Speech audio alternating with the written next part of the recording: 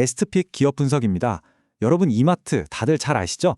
장 보러 갈 때 가장 먼저 떠오르는 곳 중 하나잖아요.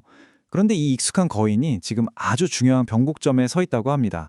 오늘 이마트의 속사정을 한번 제대로 파헤쳐 보겠습니다. 자, 화면에 보이는 이 숫자 보이시나요?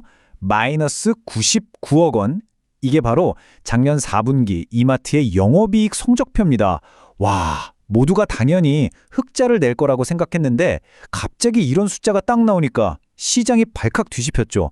정말 충격적인 결과였습니다. 아니 도대체 이마트에 무슨 일이 있었던 걸까요? 잘 나가던 이마트가 왜 갑자기 적자를 냈을까요? 오늘 저희 분석은요, 바로 이 질문에 대한 답을 하나하나 찾아가는 시간이 될 겁니다. 자, 그럼 본격적으로 한번 시작해 볼까요? 오늘 저희가 살펴볼 내용은 이렇습니다. 먼저 충격적인 실적의 원인을 파헤쳐 보고요. 이마트 본업과 자회사들 상황은 어떤지, 그리고 요즘 핫한 규제 완화가 정말 게임 체인저가 될 수 있을지, 마지막으로 기회와 리스크까지 꼼꼼히 짚어보면서 숫자로 미래를 그려보겠습니다. 네, 첫 번째 순서입니다. 바로 그 충격적인 실적. 대체 왜 그랬을까? 그 속사정을 한번 뜯어보겠습니다. 이 어닝 쇼크, 그러니까 예상밖의 부진한 실적 뒤에는요, 크게 세 가지 이유가 숨어 있었습니다. 가장 큰 건 바로 자회사인 신세계건설에서 터진 대규모 손실이었고요. 여기에 갑작스러운 일회성 인건비가 더해졌고 우리 모두가 사랑하는 스타벅스에서도 원가 부담이 커졌던 거죠. 이런 상황을 설명하는 용어가 있는데 바로 키친싱크입니다. 이게 뭐냐면요, 말 그대로 부엌 싱크대에 지저분한 걸 싹 다 버리듯이 회사에 있는 잠재적인 부실이나 손실을 한꺼번에 다 회계에 반영해버리는 거예요. 일종의 대청소 같은 거죠. 에라 모르겠다, 이왕 안 좋은 거 한 번에 다 털고 가자, 뭐 이런 전략입니다. 자, 그렇다면 이 적자가 정말 이마트의 위기를 알리는 신호일까요? 아니면 오히려 더 높이 날기 위한 준비운동, 그러니까 대청소였을까요? 그 진짜 속사정을 지금부터 더 깊게 들여다볼 텐데요. 그 전에 잠시만요. 저희 베스트핏 기업 분석이 앞으로도 이렇게 알찬 분석을 계속 이어갈 수 있도록 지금 바로 구독과 좋아요 한 번씩만 꾹 눌러주시면 정말 큰 힘이 될 것 같습니다. 자, 그럼 다시 본론으로 돌아와서요. 적자라는 충격적인 헤드라인 뒤에 가려진 이마트의 진짜 실력, 그러니까 본업인 할인점과 다른 자회사들의 현주소는 어떤지 한번 살펴보겠습니다. 이게 좀 놀라운 부분인데요. 사실 본업인 할인점 사업만 떼어놓고 보면 생각보다 괜찮습니다. 기존 매장들의 매출도 2% 넘게 성장했고요. 특히 경쟁마트인 홈플러스가 문을 닫는 지역에서는 매출이 무려 10% 가까이 늘면서 그 고객들을 그대로 싹 흡수하는 저력을 보여줬습니다. 본업 경쟁력은 아직 살아있다는 거죠. 하지만 문제는 자회사들입니다. 여기서 희비가 확 갈리는데요. 보시는 것처럼 조선호텔이나 신세계 프라퍼티 같은 곳은 이익이 크게 늘면서 잘해주고 있는데 반면에 스타벅스는 이익이 줄었고 특히 G마켓이 계속 손실을 내면서 전체 실적의 발목을 제대로 잡고 있는 모습입니다. 자, 이런 상황에서 많은 투자자들이 이마트에 기대를 거는 가장 큰 이유 중 하나가 바로 규제 완화입니다. 정부가 대형마트 규제를 풀어준다는 건데 과연 이게 이마트의 운명을 바꿀 게임 체인저가 될 수 있을까요? 핵심은 크게 두 가지입니다. 첫째, 그동안 대형마트들은 한 달에 2번 꼭 일요일에 쉬어야 했잖아요.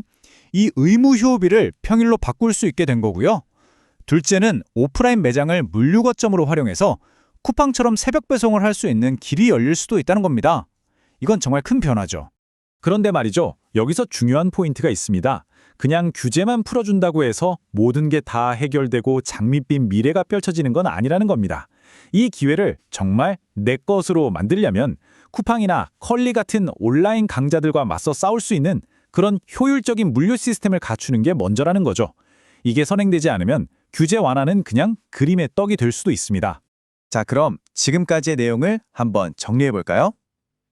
이마트에 투자하거나 관심을 갖고 계신 분들이라면 지금부터 말씀드릴 기회 요인과 리스크 요인, 이 두 가지를 꼭 체크하셔야 합니다. 네, 표를 보면서 말씀드릴게요. 기회 요인, 즉 긍정적인 부분은 역시 규제 완화가 있고요.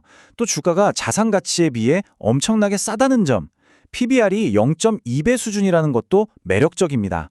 반면에 위험 신호도 분명하죠. 계속 발목을 잡는 G마켓의 손실, 아직 완전히 해결되지 않은 건설 부문의 리스크, 그리고 요즘 다들 어렵다고 하는 소비 심리 위축도 무시할 수 없는 부분입니다. 자, 그럼 이 모든 상황을 종합했을 때 앞으로 이마트의 실적은 어떻게 될까요? 시장에서는 어떻게 전망하고 있는지 숫자로 한번 살펴보겠습니다. 전망은 꽤 긍정적입니다. 그래프를 보시면 올해를 기점으로 영업이익이 극적으로 좋아질 거라고 보고 있어요. 2025년에 3천억 원대를 회복하고 2027년에는 무려 7천억 원을 넘어설 거라는 예측입니다. 만약 이 시나리오대로만 간다면 정말 엄청난 턴어라운드죠. 조금 더 자세한 숫자들이 궁금하신 분들은 이 표를 참고하시면 되겠습니다. 매출과 수익이익이 꾸준히 늘어날 걸로 예상되고요. 특히 PER, 즉 주가 수익 비율이 계속 낮아지는 게 눈에 띄네요. 이건 이익이 늘어나는 속도에 비해 주가가 상대적으로 저평가될 수 있다는 의미니까 투자자 입장에서는 꽤 매력적인 포인트가 될 수 있겠습니다. 자, 그래서 오늘 이야기의 핵심 결론은 이겁니다. 지금까지 이마트 주가가 규제 완화라는 기대감 하나로 움직였다면 이제부터는 진짜 실적으로 증명해야 하는 시험대에 오랐다는 겁니다. 말뿐인 기대가 아니라 숫자로 보여줘야 하는 거죠. 물론 오늘 분석은 여러분의 투자를 돕기 위한 참고 자료일 뿐이라는 점 꼭 기억해 주세요. 모든 투자의 최종적인 판단과 책임은 투자자 본인에게 있습니다. 결국 질문은 하나로 모아집니다. 키친싱크로 한번 싹 청소도 했고 규제 완화라는 날개도 달게 된 이마트. 과연 이마트는 이 기대감을 진짜 실적으로 증명해낼 수 있을까요? 지금까지 시청해 주셔서 대단히 감사합니다.